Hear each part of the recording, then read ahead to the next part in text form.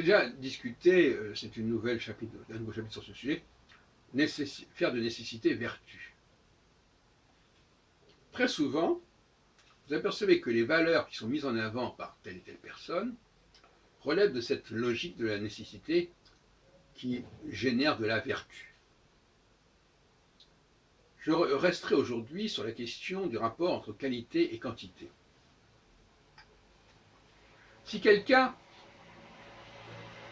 n'a pas des choses de valeur, si quelqu'un ne mange pas des choses de valeur, donc de qualité, il va pouvoir compenser en mangeant beaucoup.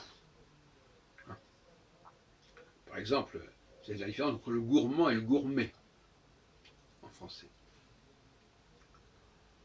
Cette boisson, ce vin n'a pas une grande valeur, mais j'en bois beaucoup. Cette viande ou ce poisson n'a pas une grande valeur, mais j'en mange beaucoup.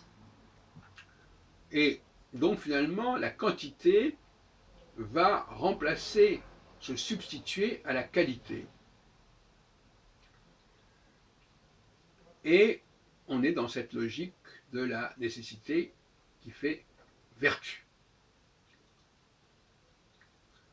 Alors il y a tout un ensemble comme ça de subterfuges qui permettent de présenter comme des avantages ce qui ne relève que de la nécessité et de la pénurie ou du manque.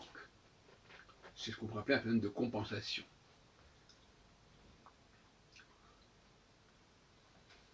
Par exemple, il y a le cas de la démographie.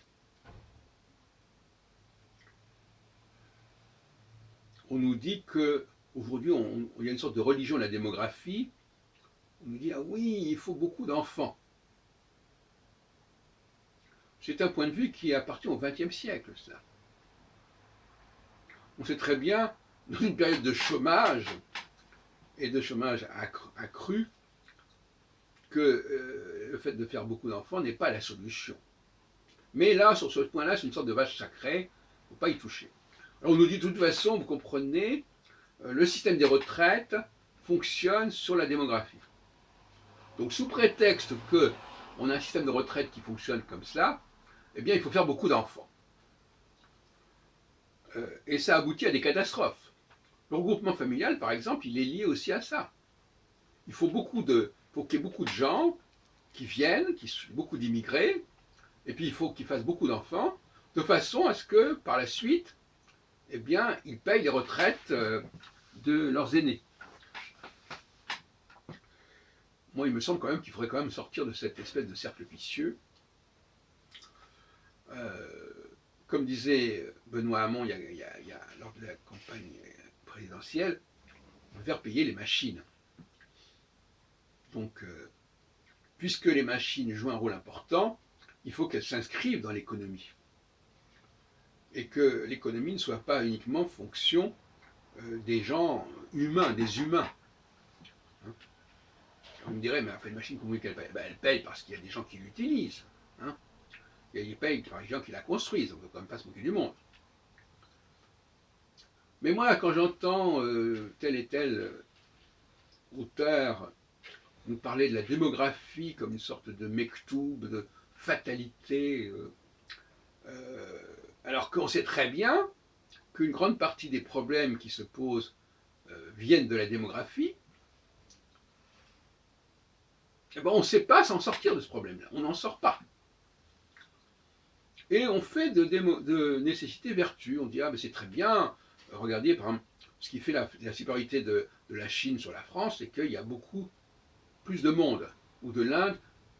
Donc les grands pays, dès que les gens parlent de l'avenir d'un pays, c'est démographique. La démographie serait la richesse d'un pays. Or, tout indique le contraire. Il y a la qualité et il y a la quantité, on retourne toujours à la même question. Par exemple, les Juifs, donc une démographie limitée, et ils peuvent valoir beaucoup plus que 10 fois plus de femmes ou d'hommes, par exemple. Bon. Donc, démographie de qui, de quoi?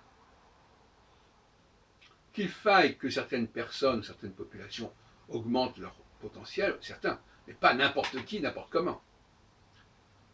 Pas de façon sauvage, pas de démographie sauvage. Sans tomber dans l'eugénisme, ce qui est quand même peut-être pas non plus complètement absurde. Et par conséquent, j'aimerais bien qu'on réfléchisse plus sérieusement sur la façon dont on peut payer les retraites, parce que ça va être la réforme des retraites dans quelques jours, à la rentrée, puisque nous sommes aujourd'hui la mi-août 2018. J'aimerais bien qu'on réfléchisse sur d'autres solutions, qui d'ailleurs existent dans d'autres pays. Mais si on n'a pas trouvé cette solution, on va rester dans l'engrenage de il faut faire des enfants, il faut immigrer, il faut prendre des immigrés, il faut que les immigrés fassent des enfants, pour que comme ça paye. Mais on est dans l'absurde là quelque part, on est dans l'absurde. Donc là il y a un blocage, il y a un obstacle épistémologique. Est-ce qu'on ne peut pas repenser les problématiques économiques, les problématiques de rente, de retraite, autrement que par la démographie et par le fait que les gens doivent payer pour les personnes qui ne travaillent plus à ce moment-là.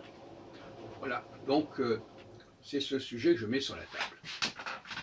Quand on nous dit que voilà, il va y avoir 7 millions puis 9 milliards d'habitants, comme ça, comme dirait Attali, voilà, bon, voilà, ça va être la réalité.